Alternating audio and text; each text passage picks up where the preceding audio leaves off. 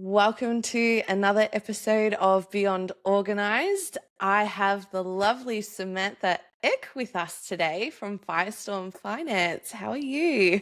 I'm good. How are you? Good, thank you. So, just to give you all a little bit of background on Samantha, Samantha Eck is the powerhouse behind Firestorm Finance, where she transforms messy financials into crystal clear roadmaps for success. With 6 years of corporate accounting under her belt, a formal education in numbers, and the street cred of running two creative businesses, she's uniquely equipped to help fellow creatives decode the story their numbers are trying to tell.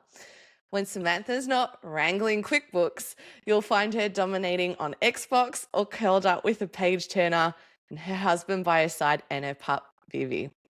So you can also tune into her podcast, Creative Minds Smart Money, where she makes money talk feel like catching up with a friend. So it is so lovely to have you here today, Samantha. Thank you. I'm very excited to be here. I am probably more excited than normal just because you are my first. You're my first Yes. guest. So thank you so much for joining us and helping busy mums get on top of another part of their life and a part that I am not that well versed in. Like I've done all right with financials and helping with organizing and stuff, but you are on a whole other level. So I'm looking forward to hearing. So tell me, what inspired you to do what you're doing with financial stuff? Yeah, absolutely. So I used to be in corporate accounting and I don't know, something just felt off to me, I guess. I just did not enjoy corporate life. There was a lot of weekend work, a lot of late night work, which is funny to say now because as you know, as a business owner, I'm working weekends sometimes and I Yeah. work late nights sometimes, but I think it's different when you do it for yourself and not for someone else. Um, but I just found myself feeling lost. And I was like, I don't like my work. I don't want to go to work every day. And so I knew how to do bookkeeping, but I had no idea how to help people, like how to do client work, like how to talk to a client. So I took a course and I started to feel really inspired. I was like, I can totally do this. Like, I feel like this is what I'm meant to do. And I told my husband, I said, hey, um, I know that we're not in the best position right now because, you know, it's just him working and then me working. And I said, but I don't think I can grow my business without like leaving work. I was like, because they want you to go Mm. network, they want you to do all this Mm-hmm. stuff. And we had 2 months of savings saved up. And he's like, yeah, go ahead, go do it. So, I mean, the biggest inspiration that I had was that I wanted to help people who used to be like me. So Mm-hmm. when I ran my kids' clothes business, when I ran my sticker making business, what happened was I just ignored the numbers because I was so focused on creating and getting something out there and making something meaningful that I didn't have time to focus on the back end work. And every single time when tax season would roll around, there's just this knot in my stomach like, Mm. I don't know what my income was. I don't know what my expenses were. I don't know Yeah. if I made money. I don't know Yep. if I lost money. So it was my inspiration to make sure that nobody ever feels like that again because I don't want them to walk into tax season with that knot in their stomach. Yeah. Stressful. Yes. That I've got to say that's probably one of the things that held me back for so long getting started with my own business was stressing about tax because it doesn't matter where you are in the world.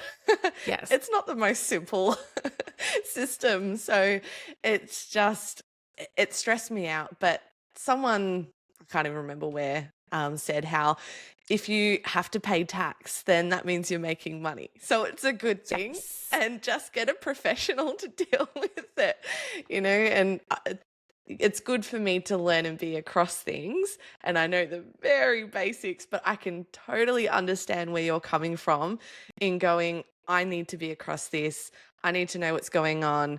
You've learned it. And now you're like, there are so many people out there that need my help. So Yes, exactly. that's fantastic. So what is your process? Like, what do you do to help people with their financials? Yeah, absolutely. So, I mean, I tend not to focus specifically on taxes. Like I help Mm-hmm. with the tax part of things, but I don't focus on taxes because for me, my specific focus is I want you to be so in tune with your numbers that you don't second guess anything. You literally know them like the back of your hand, that you could be like seeing a course maybe that you want to take and you've been thinking about taking it for months and you're like, I can actually afford that. Mm-hmm. Instead of having to go and look at your bank account and being like, can I afford this? I want you Yeah. to be able to be like, yes, I can afford that. Yep. So a lot of it is walking you through your financials and saying, okay, like last month, you spent 30%, and I would use this example all the time. You spent 30% on coffee purchases. Is that what you really wanted to do? And if you're like, yes, I had the best month ever last month, I was so productive, Yeah.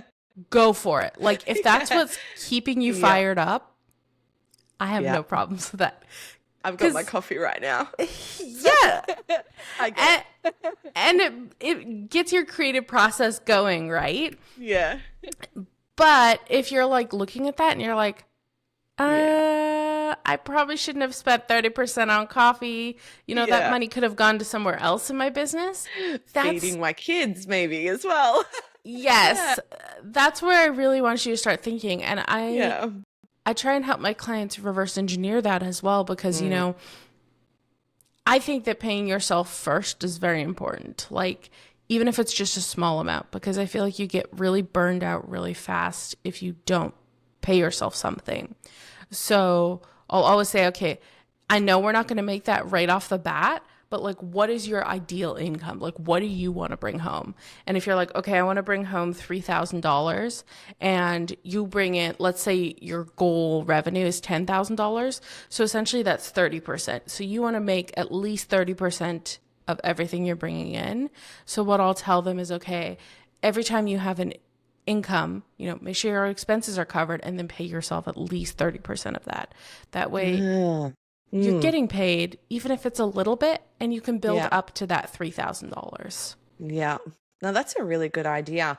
My husband and I have done that for years where we pay ourselves a little bit, but we've been on such a tight budget and I've been on maternity leave and that. So Yeah. it's literally like $40 a week at the moment. So, it's pretty tight, but it's important because then we know we've got some money that we can spend on whatever it is we want. If I want to blow it all on coffee, which I Yes. don't, but for example, if I wanted to blow it all on coffee, then I can. And it's not coming out of the family expenses or anything else. It's my own thing. But then that means I miss out on something else that I might Yeah. want instead. Like, that's how it goes. But I do think having your own little pocket money is definitely a good thing. But I hadn't thought about it in the whole, 30% type thing, like you were saying. And that's really good. That's really good advice. So what do you think is, I guess, the main thing that holds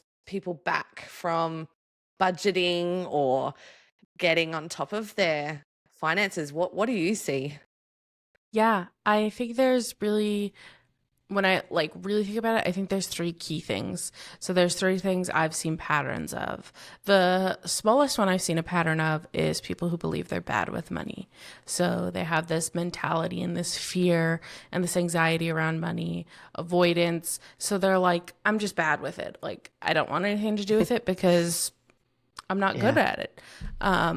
The second thing I think I see is just fear and like kind of tied to that bad with money, but fear and anxiety around it.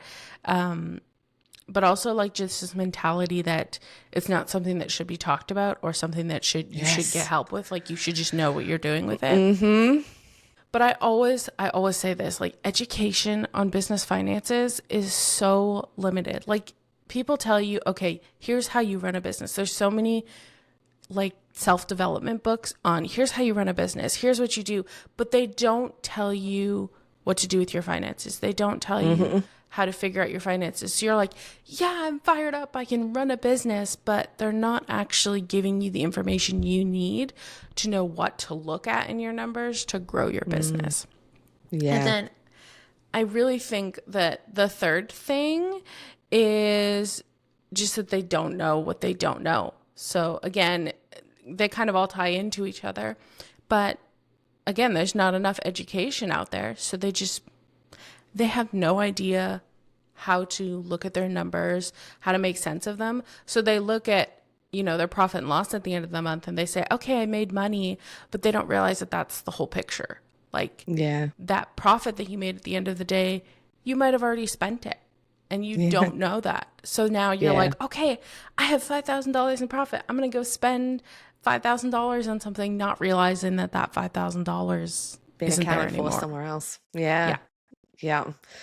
Oh, goodness. It can be so stressful, particularly when you're starting out in a business but even just running a household. And I'm sure your skills and that have been very helpful with your own household in keeping on top of things. And do you find that particularly because I know I focus a lot in terms of mums and the mum side of things, if there were some mums out there starting a business and that, what would you think is important for them to know when it comes to their money?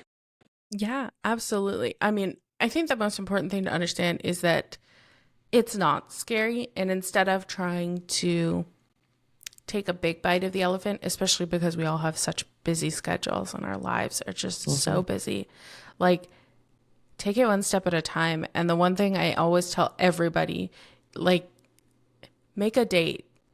As a mom, I'm sure that you put stuff on a calendar and I'm sure that you have to find some way to keep yourself organized in some fashion. So make it a non-negotiable once a month, put on a movie for the kids or something. You can sit with them even on a laptop or a computer and just look at your numbers with intention and learn and use them to grow. That way it doesn't become so scary, because I even tell people this, even if you're not at the point of hiring a bookkeeper, this is so important because you need to know what's going on in your business more than anybody else. And like I've told clients, I've turned down people before because they don't care enough. Like they don't care what's going on in their business. And I'm like, you need to care. Imagine. I can't fathom that. I cannot fathom someone not caring enough about their own business. That blows my mind. Like a lot of the times it's like they don't look at the information I'm sending them, or they're just like, oh, just do the categorizing and stuff like that. And I'm like, lazy. That's half the equation. Like that's half the equation. The other half is actually understanding what's going on after that. Yeah. Wow. I mean, I guess we all have different personality types and all of that, but I don't know, like, especially when you're starting a business, even if it's, starting out as a side hustle, or, you're making some soaps or something that you're selling on the side, it doesn't really matter what you're doing.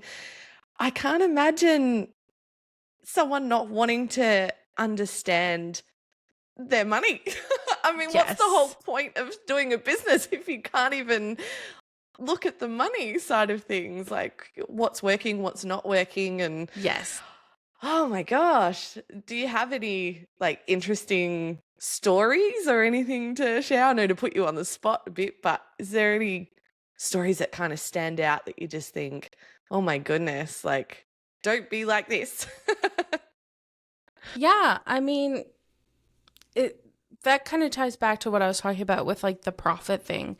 I think there's been so many times where people have been like, at the end of the year, we look at their profit and loss and we say, okay, well, this year, you retained 40% of your revenue. And I've had this asked a couple times, and it's funny because like one of the business books that I've read is Profit First, where it's all about understanding like what your profit actually is. Because similar to him, I've had clients come to me and say, okay, where's the $40,000 I made? And I'm like, it's gone. Like you don't have it anymore. Like here's what's in your bank account right now, this $3,000. But I said that $40,000 you've already done something with. You've either put it towards expenses. You've either bought assets, you've either taken the money for yourself, like it's Paid gone. yourself more. Yeah. And a lot of times they can't wrap their heads around that because they're like, what? I don't understand. Where did it go? And I'm like, well, see, that's the thing, is because that money is usually already accounted for, whether it's the next month's expenses, whether it's money that you're trying to take out to pay yourself, whether it's, money that you've put aside for taxes that's now gone to pay your taxes. Yeah. So a lot of times they look at that and they're like, okay, like I made a lot of money, but if you don't understand like where that money's going every month at the end of the year, and you're looking at that and you're saying, okay, where's that money? Like, how do I get that money? It's not there anymore. It's just, it's not, I don't want to say it's a fictional number, but it really is. It's an accounting number. Like, profit is an accounting number to help you understand your business better. And I always tell people, if you're only looking at profit and you're not looking at your cash flow, then you're just going to miss out on so much. Do you find that, because I guess for businesses, a lot of people have like credit cards and stuff, so a lot of things go on credit, and that, do you find that because of maybe loans or credit or other things like that, they're not seeing numbers clearly? Because if it was literally money in their account coming in and coming out, then the money would be there if they made that kind of money, and it would be accounted for because it's just one in, one out kind of thing. But because of credit, because of loans, because of all of that, do you find that can blur the numbers for people? I think that's an interesting question, actually, because most of my clients don't have credit cards. Okay.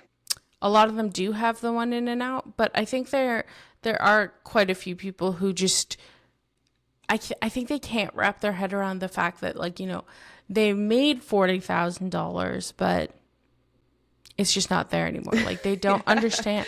And I don't think that's a bad thing. I think it's just like some people just don't understand the concept that profit is like, yeah, that's what you made, but it's already allocated elsewhere. But I think that's where I really focus on the education of helping you understand like where your profit is going, so that you don't have that question. You're not like, where is that money? Now you're like, I know exactly where it went. Yeah. I'm just trying to think, even just from like a personal perspective, because I love my spreadsheet. I've got my budget, got my spreadsheets. I do all that. I'm a bit, special in that sense. But I love a good spreadsheet, and I've been using it for years now, and I can see it. And I guess even sometimes at the end of the month, I can see, oh, I'm down a little bit, or I'm up a little bit. Yes. But then my bank account looks completely different to what it's saying on the spreadsheet, even though I've literally tracked it to the cent. So I guess I can kind of understand how, when people are looking at their bank accounts, it's a different figure to what's showing on paper. Yes. Because there's just, there's so much that goes into money. And what started me on my organizing journey was money. It came down to my finances, because when I came into my marriage, I had debt. It was terrible. It was embarrassing. My husband cleared it at the time, because I guess, once we're married, it's sort of both of our problems, and that was really hard and very humbling. But once I started to learn a bit more about money, because I didn't even know about interest, I didn't know anything. Like, I was so clueless. But once I started to know about money, I started to understand organizing better, because then I looked at things in my home and stuff that I had that I went, I don't even remember buying that, but clearly, like, I bought it, it cost money, it went somewhere. And so then, I start decluttering the house, and then I start saving money because I'm not wasting it on frivolous things. So do you find, even from a business perspective, that the more organized someone is, the better they are generally with their money? Yeah, I think that plays a big part. And I think in that sense, like, it's kind of funny to say, but I'm kind of like the home organizer a little bit of like your business finances, because I really do go in there and like help you see things clear. Like, exactly what you're saying, like declutter all the things and show you what your frivolous spending is, like where that is. And again, like I'm saying, like if that frivolous spending is coffee and you're like, hey, like I made an extra like $5,000 last month and that's what's keeping you fueled, 100%. Because I think we're all different, and I think we all have a different way that keeps us motivated. So I would never want to be like, okay, like cut that out. But I think My that's only happiness. yes. Yeah. I think that's something important to note too, is that cutting expenses is not going to help you grow your business, because, you know, sometimes we do have to put in a little bit of money. And I'm not saying don't go broke, don't go into debt, but I'm saying like you sometimes do have to put in a little bit more to get more back. Yeah. I agree. It's funny because even starting this business, and it sounds very similar to your story in starting, because I, you know, had the idea and everything, and talking to my husband about it, and he was supportive, and I haven't given up my 9 to 5 yet. So I'm scared. But even talking to my husband about it all, and I didn't realize how much it was going to cost to start the business. And I think now I can understand why a lot of businesses fail in the beginning. And I think it's because a lot of people don't take into account how much a business is. And like, I've got a friend that makes soaps, sells them in markets, and does all of that. And she's put in a little bit. But when I'm looking at going online, where a lot of people think, oh yeah, I can make passive income, and I can, I don't know, put in $50 and I'm going to make $1 million. Not that I definitely did not have that point of view, but so many people do. They just think, I go online and I'm going to be rich. And I've spent so much money, and thankfully, you know, it's accounted for. We're okay. We're good, but it did cost a lot more than I thought. And do you find that perhaps with some businesses that might not be working out, a lot of it is just because they actually had no idea how much it would cost for them to run their business when they started? Yeah, I think that's a thing. And I do think that they tend to miss a lot of the expenses, but they also tend to miss like what goes into their business. So, you know, the software, the licenses, the bank fees, the fees that are like a lot of people are, when that's been a big thing too, is when they get the merchant processing fees taken out, whether that's from Stripe or whatever, they're like, is there a way that I can like lessen that? And I'm like, really? No. There's not. It's a cost of business at this point. Yeah. And to be fair, like, I don't find a lot of the processing fees exorbitant. Like, I feel like it's reasonable for them to have their business and for us to run it using those things. So it's funny how everybody pretty much just wants things for free. And that's just not how it works, especially if you're running a legitimate business. And it can be a bit overwhelming. But anyway, I feel like I've asked so many questions already and been picking your brain. It's been fantastic. So if people wanted to get a hold of you, wanted to look, and I know that you're US based, particularly in what you do. So for all the US listeners, they can, you know, actually work with you. But even for other people around the world that just want to get your tips and ideas, where can we find you? Yeah, I think that's important to note as well, that like I can't help you specifically with like the tax laws or the financial laws in your place, but the tips are still applicable, and like the mindset that I have around money is still applicable. So I think that's a good thing. But you can connect with me on Instagram and Threads at Firestorm Finance. I'm also super active on LinkedIn. So if you're like, ooh, I want to connect with her, like feel free to send me a connection request. Great. And then, my podcast, Creative Mind, Smart Money. If you're like, I just need more tips, I need more education on finances. Honestly, I would love to call it just like the guidebook to your business finances. Because I just want you to understand how you can grow your business in meaningful ways, even without me, because I want you to succeed. I'm someone who wants people to get past the statistics of the 2 years, the 5 years, whatever it is, so that you can grow a Yeah. sustainable business. Wow, that's great. Look, I mean, I'm in Australia, so you can't even necessarily help me with the tax stuff, but I like following you. I like actually seeing what you have on Instagram and a lot of your stuff, even just the mindset stuff, getting your head in the right space when it comes to money and that. It's been fantastic. And I think you have a lot to offer no matter where we are in the world. So I definitely encourage everyone listening to follow Samantha. And I'll pop the details in the description as well. So if you didn't quite catch it, you can just look at the description on the podcast and can find Samantha. But was there anything else you wanted to share with the audience today? No, I mean that's really everything. And if you're 100% like, you know what, Samantha, the way you talk about money just makes sense. I want to work with you. Feel free to hit me up on my website and we can chat, and there's no pressure. I never want you to feel pressured. Questions are free. I'd rather you ask a question and get support than walk away with nothing. And if we don't end up working together, that's totally okay. Sounds great. Well, thank you so much for coming on today, Samantha. And I look forward to following you more on the socials. Awesome. Thank you.